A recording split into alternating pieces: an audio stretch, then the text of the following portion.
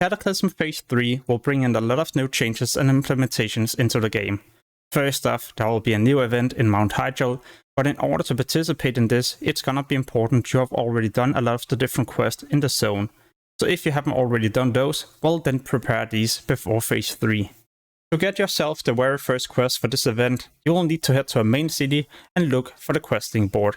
Here there will be a quest telling you to head to Mount Hyjal. But is it really that important to be doing this quest chain? Definitely, there's going to be some pretty amazing rewards at the end, and those I will cover in a moment. As you progress through the new story, you will also start to unlock daily quests that's gonna be important to do, as you will acquire yourself a new currency. And this currency you will be using later on in order to unlock some important NPCs that sells epic items, transmorphs, and also toys. You will of course not be able to acquire these epic items instantly. You will need to do a lot of daily quests, but then again you will have something else to be doing, and it rewards 365 epic items, so this is something you could also be doing on an old character to gear them up. In the beginning of Cataclysm I didn't really like the tier 11 sets, and to be honest it's probably still the same. This is why I'm so excited for the new tier 12 sets that will be implemented together with the new raid Firelands. Firelands can be done on 10 and 25 man difficulty, and it's located in Mount Hyjal. There's going to be 8 different bosses if you're also going to do the new quest chain for the legendary staff. I will talk more about this legendary staff later in the video. On normal mode, each boss will reward you at least 378 item level equipment. In fact, there's also going to be a lot of bind on equip items you can find whenever you're slaying the different trash creatures, so this is going to be a decent way to make gold in the beginning. In Firelands you will also be getting a reputation with a new faction, Avengers of Hyjal. And right outside but also inside the raid there's going to be a quartermaster where you can get yourself some decent epic items. Depending on your reputation, you're going to purchase yourself more items and also higher item level equipment. For someone like me that mains a druid, there's one thing I'm also looking forward to. It's going to be a new staff you can get from the second last boss in the raid. By getting this staff, you can then right click on it and transform yourself into a new form. Or well, your cat form will change appearance into this more flamey look. And I mean, doesn't it look badass? I definitely think so. What will also be looking pretty badass is when you're going to get yourself the new legendary staff as a caster.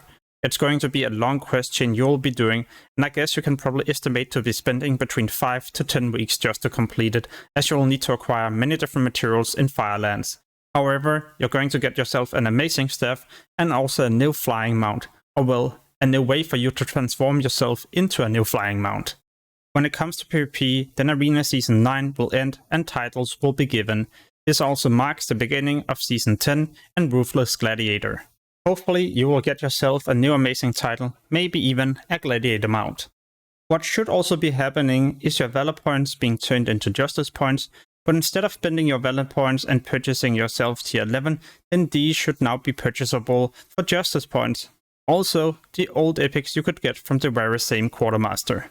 What I'm also looking forward to is a new toy, and yes, everyone can acquire this simply by participating in the Molten Front event that I mentioned earlier in the video.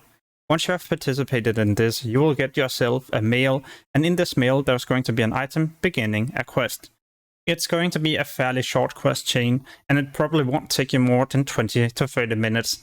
However, I don't want to spoil all the different things, I just want to let you know that it's pretty nice to do, especially when you're getting yourself this new toy. The currency you got from Molten Front also allow you to purchase a new cache. In this cache there's a chance of getting yourself a new pet, a Fire Infernal pet. Or well, in other words, the Searing Scorchling. Pretty cool if you're already trying to acquire yourself a flamey look, for example with the toy I mentioned before. I'm honestly so excited for Phase 3, and therefore you can also expect me to be posting a lot more videos very soon. For example, how you can gear up easily, make gold, and other useful videos. So make sure to subscribe to the channel if you wish to see more Cataclysm guides. As always, thank you so much for watching and have an amazing day. Peace!